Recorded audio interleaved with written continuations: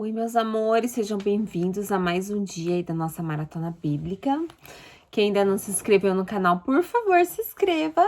E se você não curtiu o vídeo, curte o vídeo aí para ele aparecer para mais pessoas. Eu espero que vocês estejam curtindo aí comigo, gostando de participar aí da nossa Maratona Bíblica. Estamos já entrando agora em 2 Crônicas. Uau, hein? Como passar rápido. A gente vai lendo. 10 páginas todos os dias e... ó, já estamos quase chegando na metade da Bíblia. Olha como já tá, ó. Quem diria, hein? Então, vamos lá? Vamos ler hoje as nossas 10 páginas, nosso devocional. Vamos entregar esse nosso ato para Deus, né? Esse nosso ato de aprender mais as escrituras, de aprender mais da palavra dele, de sermos mais conscientes daquilo que nós estamos vendo, porque muitas vezes nós ouvimos em pregações, às vezes 1 ou 2 versículos de uma coisa que foi pegada ali dentro de um contexto, que às vezes a gente não sabe nem qual é o contexto. E às vezes quando a gente lê dentro do contexto todo, nós temos até uma outra visão, uma visão até diferente, e assim a gente pode ter mais consciência ainda de como Deus era perfeito, de como Deus era detalhista. Aqui em Crônicas a gente vê a riqueza de detalhes que é narrado, né? Tanto as gerações quanto a riqueza de detalhes da construção do templo. Tudo era perfeito e cheio de detalhes. Eu acho isso muito legal a gente estar lendo, por isso eu acho muito legal a gente estar lendo as escrituras por inteiro, porque a gente vai tendo uma consciência maior do quanto que era cheio de detalhes isso, né? Vamos lá, 2 Crônicas, vamos começar agora numa parte que é bem bonita. Salomão pede sabedoria. Vamos lá? Salomão, filho de Davi, estabeleceu-se com firmeza em seu reino. Pois o Senhor, o seu Deus, estava com ele e o tornou muito poderoso. Salomão falou a todo Israel, os líderes de 1000 e de 100, aos juízes, a todos os líderes de Israel e os chefes de famílias. Depois o rei foi com toda a assembleia ao lugar sagrado, no alto de Gibeão, pois ali estava a tenda do encontro de Moisés, servo do Senhor. Havia feito no deserto. Davi tinha transportado a arca de Deus de Quiriate Jearim para a tenda que ele tinha armado para ela em Jerusalém. O altar de bronze que Bezabel, filho de Uri, o neto de Ur, fizera, estava em Gibeão, em frente do tabernáculo do Senhor. Ali Salomão e a assembleia consultavam o Senhor. Salomão ofereceu ao Senhor 1000 holocaustos sobre o altar de bronze na tenda do encontro. Naquela noite, Deus apareceu a Salomão e lhe disse: peça-me o que você quiser e eu darei a você. Salomão respondeu: tu foste muito bondoso para com meu pai Davi e me fizeste rei em seu lugar. Agora, Senhor Deus, que se confirme a sua promessa a meu pai Davi, pois me fizeste rei sobre todo o povo, tão numeroso quanto o pó da terra. Dai-me sabedoria e conhecimento para que eu possa liderar esta nação, pois quem pode governar este teu grande povo? Disse Deus a Salomão: já que este é o desejo do seu coração e você não pediu riquezas, nem bens, nem honra, nem morte de seus inimigos, nem vida longa, mas sabedoria e conhecimento para governar o seu povo, sobre o qual o fiz rei, você receberá o que pediu, mas também lhe darei riquezas, bens e honras, como nenhum rei antes de você teve e nenhum depois terá. Então Salomão voltou a Gibeon, de diante da tenda do encontro, para Jerusalém, e reinou sobre Israel. Salomão juntou carros e cavalos, chegou a ter 1400 carros e 12.000 cavalos, dos quais mantinha uma parte das guarnições que em algumas cidades e outra parte dele em Jerusalém. O rei tornou tão comuns a prata e o ouro em Jerusalém quanto as pedras, e o cedro tão numerosos quanto as figueiras bravas de Cefalá. Os cavalos de Salomão eram importados do Egito e da Cilícia, onde os fornecedores do rei os compravam. Importavam do Egito um carro por 7,2 kg de prata e um cavalo por 1,8 kg, e os exportavam para todos os reis dos hititas e dos amorreus. Os preparativos para a construção do templo. Quer dizer, a gente está fazendo uma observação. Salomão poderia pedir o que ele quisesse, ele estava diante de Deus. e ele pediu sabedoria. Porque quando você é sábio, você anda em caminhos, é aquele velho ditado: se você cair num buraco, se você for inteligente, você vai arrumar uma forma de sair desse buraco. De qualquer maneira, você vai inventar alguma coisa e vai sair desse buraco. Mas se você for sábio, você nem vai cair nesse buraco, porque você vai ter sabedoria para saber ultrapassar o buraco sem cair lá dentro.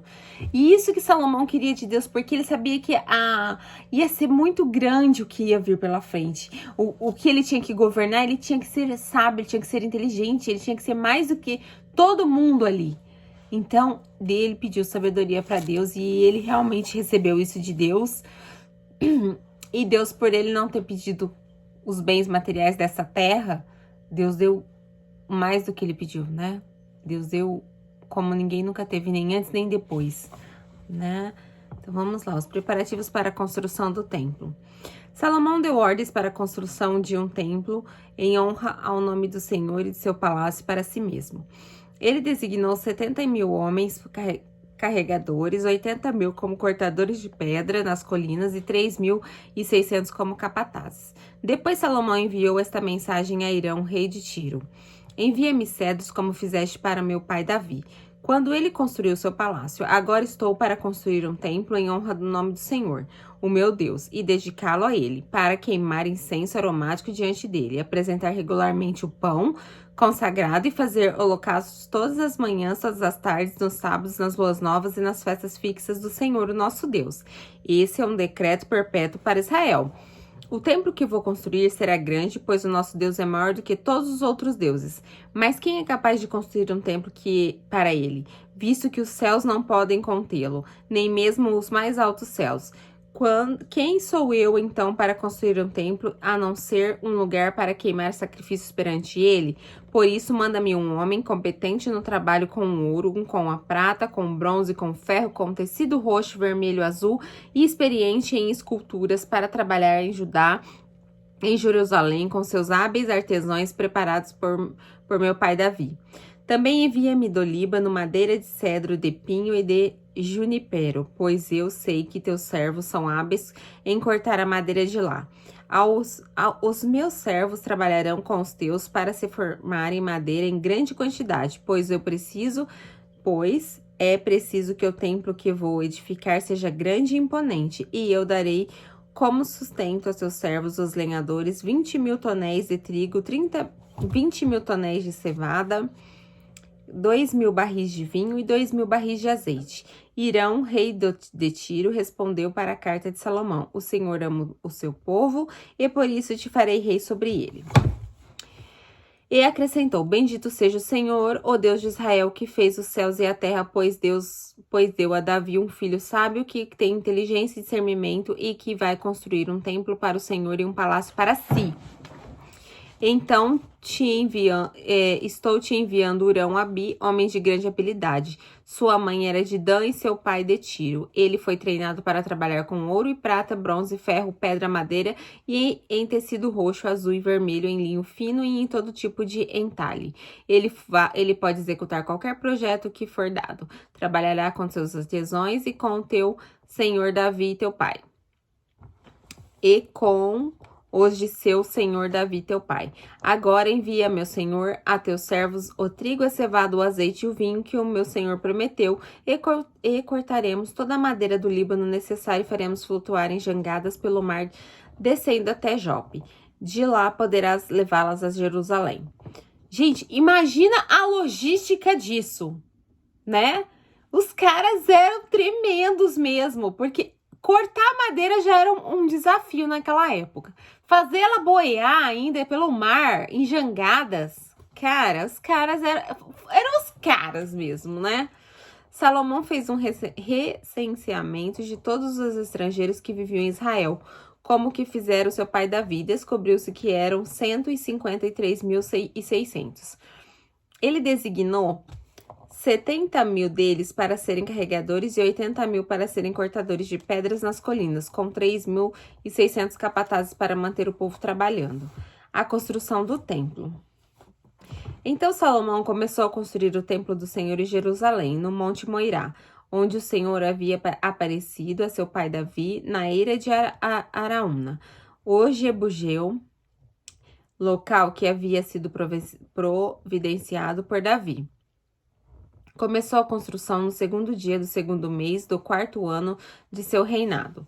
Os alicerces que Salomão lançou para o templo de Deus vinham 27 metros de comprimento e 9 metros de largura, pela medida antiga. O pórtico da entrada do templo tinha 9 metros de largura e 9 metros de altura. Ele revestiu de ouro puro o seu interior.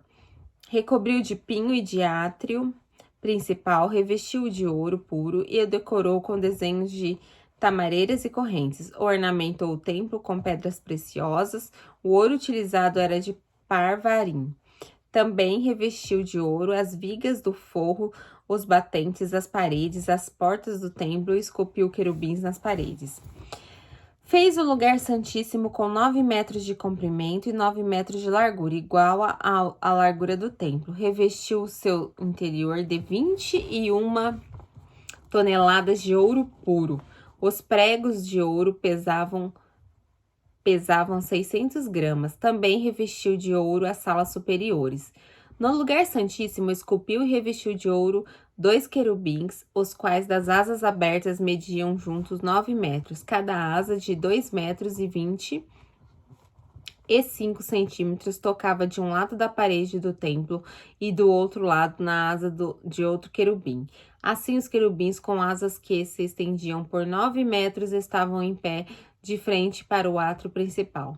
Ele fez o véu de tecido azul, roxo, vermelho e linho fino, com querubins desenhados nele. Fez na frente do templo 2 colunas que juntas tinham 16 metros, cada uma tendo em cima um capitel com 2 metros e 25 centímetros. Fez correntes entrelaçadas e colocou-as no alto das colunas. Fez também 100 romãs, colocando-as nas correntes. Depois levantou as colunas na frente do templo, uma ao sul, outra ao norte. A que ficava ao sul deu o nome de Jaquim e a que ficava ao norte, Boaz. Os utensílios do templo. Salomão também mandou fazer um altar de bronze de 9 metros de comprimento, 9 metros de largura e 4 metros e meio de altura. Fez o tanque de metal fundido, redondo, medindo 4 metros e meio de diâmetro e 2 metros e 25 centímetros de altura. Era parecido com o fio de 13 metros e meio para medir a sua circunferência. Abaixo da borda e ao seu redor havia figuras de touro de 5 em 5 centímetros. Os touros foram fundidos em 2 fileiras e numa só peça com o tanque. O tanque ficava sobre 12 touros, 3 voltados para o norte, 3 voltados para o oeste, 3 voltados para o sul, 3 voltados para leste. Ficavam em cima deles e as pernas traseiras dos touros eram voltadas para o centro. A espessura do tanque era de 4 dedos e sua borda era como a borda de um cálice, como uma flor de lírio. Sua capacidade era de 60 mil litros. Uau! Fez 10 pias, tocando 5 ao lado sul e 5 ao lado norte. Nelas era lavado tudo que era usado nos holocaustos, enquanto que o tanque servia para os sacerdotes se lavarem. Fez 10 candelabros de ouro de acordo com as especificações e colocou no templo 5 no lado sul, 5 no lado norte. Fez 10 mesas e colocou no templo 5 no lado sul, 5 no lado norte. Também fez 100 bacias de ouro para aspersão. Fez ainda o pátio dos sacerdotes e o pátio principal com suas portas e revestiu de bronze as suas portas. Pôs o tanque do lado sul, no canto sudeste do templo. Também fez os jarros dos pás e as bacias para aspersão. Uram-Abi terminou assim o seu trabalho, que fora encarregado pelo rei Salomão no templo de Deus. As 2 colunas, os 2 capitéis em forma de taça no alto das colunas, os 2 conjuntos de corrente que decoravam os 2 capitéis, os 400 romãs para os 2 conjuntos de corrente, sendo 2 fileiras de romãs para cada conjunto, os 10 carrinhos com as suas 10 pias, o tanque e os 12 touros debaixo dele, os jarros, as pás, os garfos de carne, todos os utensílios afins, Todos esses utensílios de Huram-Abi fez para o templo do Senhor, a pedido do rei Salomão. Eram de bronze polido. Foi na planície do Jordão, entre Sucote e Zeredá, que o rei o mandou fundir em moldes de barro. Salomão os fez em tão grande quantidade que não se pôde determinar o peso do bronze utilizado. Além desse, Salomão mandou fazer também todos esses outros utensílios para o templo do Senhor: o altar de ouro, as mesas sobre as quais ficam os pães da presença, os candelabros de ouro puro, com suas lâmpadas para iluminarem diante o santuário interno, conforme determinado, as flores, as lâmpadas e as tenazes de ouro maciço, os cortadores de pavio, as bacias para aspersões, as tigelas e os incensários de ouro puro e as portas de ouro do templo, tanto as portas da sala interna, o lugar santíssimo, quanto as portas do átrio principal. Terminada toda a obra de Salomão havia realizado para o templo do Senhor, ele trouxe as coisas que seu pai Davi tinha consagrado e as colocou junto com os tesouros do templo de Deus, a prata, o ouro e todos os utensílios. O transporte da arca para o templo. Agora que tem que ter cuidado, né? A última vez tentaram transportar, vocês lembram, né? O boi tropeçou e um morreu lá no caminho. Que era uma coisa muito santa, né? Eu não sei se eu já falei aqui, né, que eles não sabem onde está a arca. Supõe que esteja em Jerusalém, né? Especula-se que esteja lá. Mas ninguém sabe.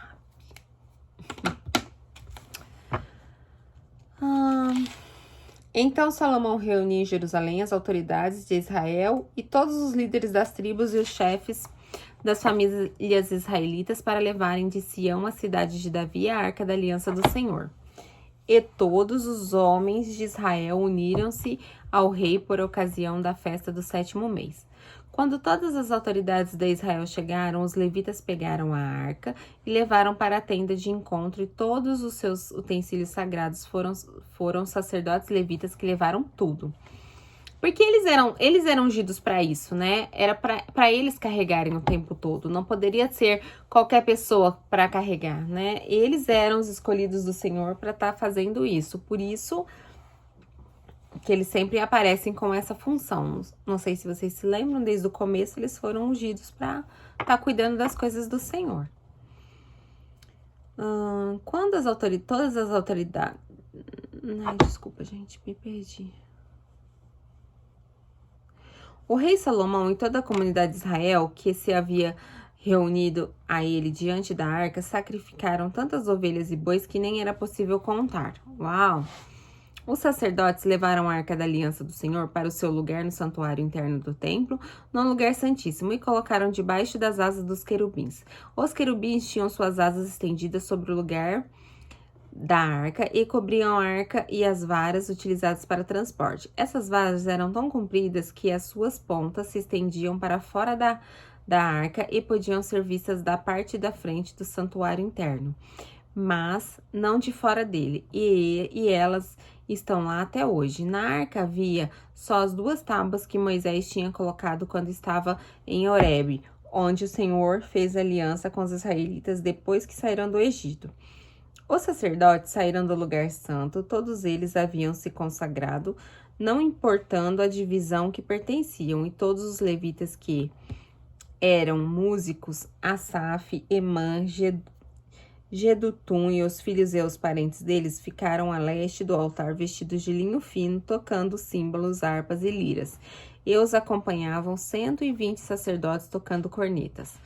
Os que tocavam cornetas e os cantores em uníssono louvaram e agradeceram ao Senhor, ao som de cornetas, símbolos e outros instrumentos. Levaram suas vozes em louvor ao Senhor e cantaram: Ele é bom, o seu amor dura para sempre. Então uma nuvem encheu o templo do Senhor, de forma que os sacerdotes não podiam desempenhar o seu serviço, pois a glória do Senhor encheu o templo de Deus.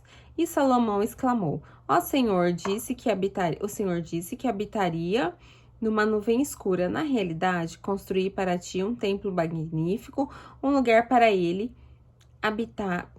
nele habitares para sempre.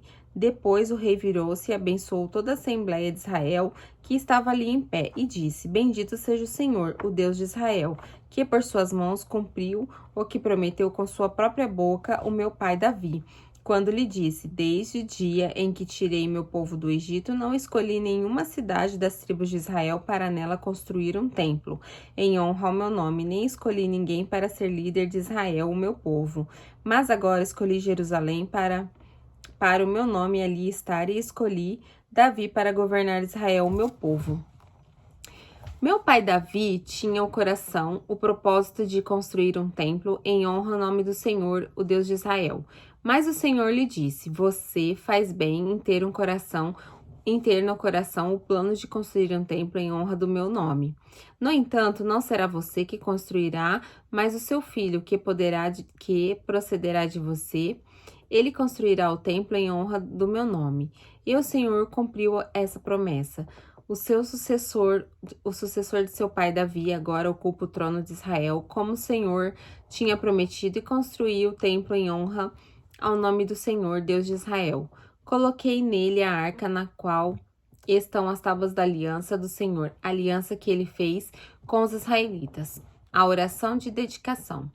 Depois Salomão colocou-se diante do altar do Senhor e de toda a Assembleia de Israel e levantou as mãos para orar. Ele havia mandado fazer uma plataforma de bronze com 2,25 metros de comprimento e de largura e 1,35 metros de altura, no centro do pátio externo. O rei ficou em pé na plataforma e depois ajoelhou-se diante de toda a Assembleia de Israel. Levantou as mãos para o céu e orou. Senhor Deus de Israel, não há Deus como tu nos céus e na terra. Tu, que guardas a tua aliança de amor com teus servos, que de todo o coração andam segundo a tua vontade. Cumpriste a promessa do teu servo Davi, meu pai, de tua boca, e fizeste o que tua mão a cumpriste conforme hoje se vê. Agora, Senhor Deus de Israel, cumpre a outra promessa que fizeste ao teu servo Davi, meu pai, enquanto disseste: Você nunca deixará de ter diante de mim um descendente que se assente ao trono de Israel, e tão somente os seus descendentes tiverem o cuidado de em tudo andar segundo a minha lei, você tem feito. Agora, Senhor Deus de Israel, que se confirme a palavra que falaste do teu servo Davi. Mas será possível que Deus habite na terra dos homens? Ó céus, mesmo os mais altos céus que não podem conter-te, muito menos este templo que construí. Ainda assim, atende ao coração do teu servo e ao seu pedido de misericórdia. Ó Senhor meu Deus, ouve o clamor e a oração do teu servo que faz hoje na tua presença. Estejam os teus olhos voltados para dia e noite para este templo, lugar no qual disseste que nele poria seu nome, para que ouças a oração que o teu servo fizer voltado para este lugar. Ouve as súplicas do teu servo de Israel e do teu povo quando orarem, voltados para este lugar. Ouve desde os céus, lugar de sua habitação, e quando ouvires, dá-lhes o teu perdão. Quando o homem pecar contra o seu próximo e tiver que fazer um juramento e vier de jurar diante do teu altar neste templo, ouve dos céus e age. Julga os teus servos, retribui ao culpado, fazendo recair sobre ele sua culpa, sobre a sua própria cabeça, e resultando a sua conduta, e declara sem culpa o inocente, dando-lhe a sua inocência que merece. Quando Israel, teu povo, for derrotado por um inimigo que, por ter pecado contra ti, voltar-se para ti e invocar o teu nome orando, suplicando a ti neste templo, ouve dos céus e perdoa o pecado de Israel, o teu povo, e traze-o de volta à terra que deste a ele seus antepassados. Quando se fechar o céu e não houver chuva por haver o teu povo pecado contra ti, e o teu povo voltado para este lugar, invocado o teu nome, se afastado do pecado por haveres castigo, ouve dos céus e perdoa o pecado dos teus servos de Israel e do teu povo.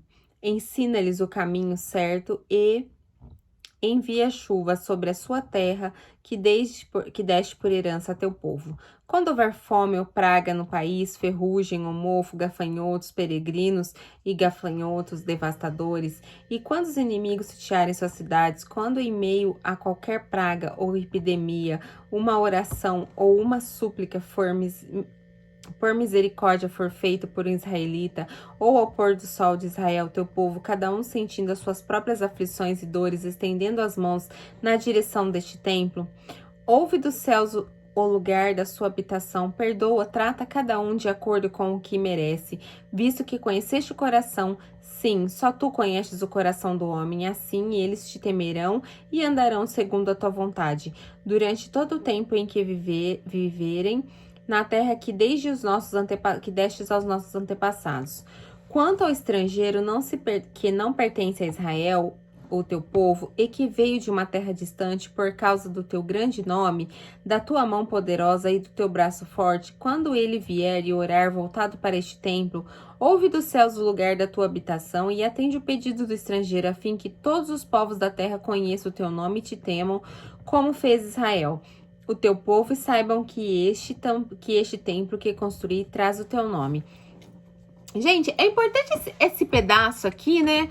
Porque muitas pessoas se perguntam, nossa, mas tudo era para Israel, tudo era para o povo escolhido, Deus só quer saber deles. Aí, ó, tá vendo a oração aqui de Salomão para os estrangeiros, para quem não é descendente de Israel, né? Para quem se acha que Deus não está olhando para os outros, só está olhando para o povo que ele escolheu, não. Ele está olhando para quem se volta e para quem ora para ele. Ele está olhando para quem realmente está com o coração voltado para ele. Ele tem o seu povo escolhido, mas ele também olha para todos, certo? Quando teu povo for à guerra contra os seus inimigos, por onde quer que tu enviares e orar a ti, voltado para a cidade que escolheste e para o templo que construiu em honra ao teu nome, ouve dos céus as orações e a súplica e defende sua causa. Quando pecarem contra ti, pois não há ninguém que não peque, e ficares irado com eles e entregares ao inimigo, estes os levará prisioneiro para a terra distante ou próxima. Se caírem em si na terra para a qual forem deportados, e se arrependerem, e lá orarem, pecamos, praticamos o mal e fomos rebeldes, e se lá se voltarem para ti de todo o coração e de toda a sua alma na terra do seu cativeiro, para onde forem levados, e orarem voltados para a terra que destes aos seus antepassados, para a cidade que escolheste, e para o templo que construiu, em honra ao teu nome, então dos céus o lugar da habitação, ouve a sua oração e a sua súplica e defende a sua causa. Perdoa o teu povo que pecou contra ti. Assim, Deus, que os teus olhos estejam abertos e os teus ouvidos atentos às orações feitas neste lugar. Agora levanta-te, ó Senhor, ó Deus, e vá para o teu lugar de descanso. Tu e a arca do teu poder estejam os teus sacerdotes vestidos de salvação. Ó Senhor, ó Deus, que os teus santos se regozijem em sua bondade. Ó Senhor, ó Deus, não rejeites o teu ungido. Lembra-te da fidelidade prometida ao teu servo Davi. Que linda essa oração de dedicação, né? Ela é bem completa mesmo pra gente ter no nosso coração e pra gente ter na nossa mente, né? Porque se a gente se voltar para Deus, resumindo aqui, eles dizem para falar, né? Se a gente trazer isso para hoje, sempre virar para onde está o templo e Deus poderá ouvir. Aqui já faziam até um pressuposto que já estava para acontecer, que eles seriam deportados, né? Seriam expulsos da terra. E que não há ninguém que não peque, todos nós pecamos, mas se nós nos voltarmos para Deus e pedirmos de coração perdão, Ele há de nos perdoar, certo? Tenham em mente sempre isso, se nós nos voltarmos para Deus e pedirmos perdão de coração, Ele sempre vai nos perdoar. Porém, gente, tenham também em mente que Deus é um Deus justo. Tudo que você faz tem consequências. Nada do que você faça, mesmo que Deus perdoe os seus pecados, não vai sair impune. Você terá uma consequência em cima do seu pecado. E muitas vezes o nosso pecado é um pecado que pode ser evitado, é uma coisa que a gente não precisa praticar. E a gente vai lá e pratica como o povo de Israel em relação à idolatria. Eles não precisavam, eles sabiam que isso provocava a ira de Deus e eles insistiam em fazer isso. E eles sempre estavam pagando um preço alto. Fosse com fome, fosse com guerras, fosse com a morte. Sempre estavam pagando um preço alto por causa dos pecados deles. É impossível nós vivermos sem pecar. Nós pecamos da hora que nós acordamos, da hora que nós dormimos. Mas nós podemos sim fazer escolhas que agradem mais a Deus do que desagradem. É isso que eu quero que vocês tenham em mente, as suas escolhas. Vocês podem sim escolher não desagradar a Deus, vocês podem sim fazer escolhas que façam muito mais bem para vocês até quando vocês estão agradando a Deus do que para Deus. Tá bem? Vamos continuar aqui. Nós estamos no capítulo 7 de 2 Crônicas, a dedicação do templo. Assim que Salomão acabou de orar, desceu fogo do céu e consumiu holocaustos, sacrifícios, e a glória do Senhor encheu o templo. Os sacerdotes não conseguiam entrar no templo do Senhor porque a glória do Senhor o enchia. Quando todos os israelitas viram fogo descendo e a glória do Senhor sobre o templo, ajoelharam-se no pavimento, com o rosto em terra, adoraram e deram graças ao Senhor, dizendo: Ele é bom. O seu amor dura para sempre. Que linda essa frase, né? Tá aí na Bíblia, para quem não sabe, né? Ele é bom, seu amor dura para sempre. Ah, mas por que os israelitas passaram por tudo isso? Eles passaram por tudo que a gente vai ler agora no decorrer da Bíblia, porque eles pecaram contra Deus, porque eles provocaram a ira de Deus. Mas mesmo assim, quantas vezes nós lemos aqui que Deus perdoou e se voltou para eles? Quando eles voltavam para Deus, Deus voltava-se para eles também. Quantas vezes nós lemos aqui? Como que Deus foi paciente com eles? Eu tenho certeza que nós nunca seríamos pacientes com uma pessoa que nos machucasse ou que fizéssemos mal para nós, como Deus foi com eles. Quantas vezes Deus perdoou esse povo? Centenas de vezes que a gente já leu, né? Nós vamos ler mais, mas nós já lemos aqui nas escrituras quantas vezes Deus está perdoando. Desde lá do deserto, Deus está perdoando as iniquidades deles, né? Por isso que eles dizem, ele é bom e o seu amor dura para sempre. Então o rei e todo Israel ofereceram sacrifícios ao Senhor. O rei Salomão ofereceu em sacrifício 22 mil bois e 120 mil ovelhas. 120 mil ovelhas. Assim o rei e o povo fizeram dedicação do templo do Senhor. O sacrifício e o holocausto foi tão grandioso quanto o templo que ele construiu. Ele não foi lá e fez uma coisa de qualquer maneira. Fez um templo grandioso e na hora de fazer o sacrifício fez uma coisinha assim. Não, ele fez compatível com aquilo que ele construiu. Ele falou para Deus, Deus, eu fiz o meu melhor e aqui está o meu melhor em forma de sacrifício. Então, assim o rei e todo o povo fizeram a dedicação do templo de Deus. Os sacerdotes tomaram seus lugares, bem como os levitas com seus instrumentos musicais do Senhor, feitos pelo rei Davi para louvar o Senhor cantando. O seu amor dura para sempre. No outro lado, de frente para os levitas, os sacerdotes tocavam suas cornetas, todo o povo estava em pé. Salomão consagrou a parte central do pátio, que ficava em frente ao templo do Senhor, e ali ofereceu holocaustos e gorduras de ofertas de comunhão. Pois o altar de bronze que Salomão tinha construído não comportava os holocaustos e as ofertas de cereal e as porções de gordura. Durante 7 dias, Salomão e todo Israel celebrou a festa em grande multidão, grande vinda desde Lebo-Ramate até o ribeiro do Egito. No 8º dia, realizaram uma assembleia solene, levantando-se 7 dias para a dedicação do altar, e a festa se prolongou por mais 7 dias. No 23º dia do 7º mês, o rei mandou o povo para suas casas, e todos se foram jubilosos, de coração alegres, pelas coisas boas que o Senhor havia feito por Davi e Salomão, rei de Israel e seu povo. Lindo, né? Vamos continuar agora no próximo vídeo. E mais uma vez eu ressalto aqui que essa parte realmente é para guardar no coração também. Que Salomão fez para Deus algo grandioso e na hora de entregar os seus holocaustos ele não fez pela metade, ele também fez algo grandioso. E essa é a nossa função. Para Deus dar sempre o nosso melhor, sempre aquilo grandioso que esteja à altura dele. É isso que nós temos que fazer para ele. Quando nós pensarmos assim, vou fazer para Deus algo grandioso de todo o meu coração, é assim que estaremos certos. É assim que Deus vai olhar para a gente e fazer por nós também algo grandioso com todo o coração dele.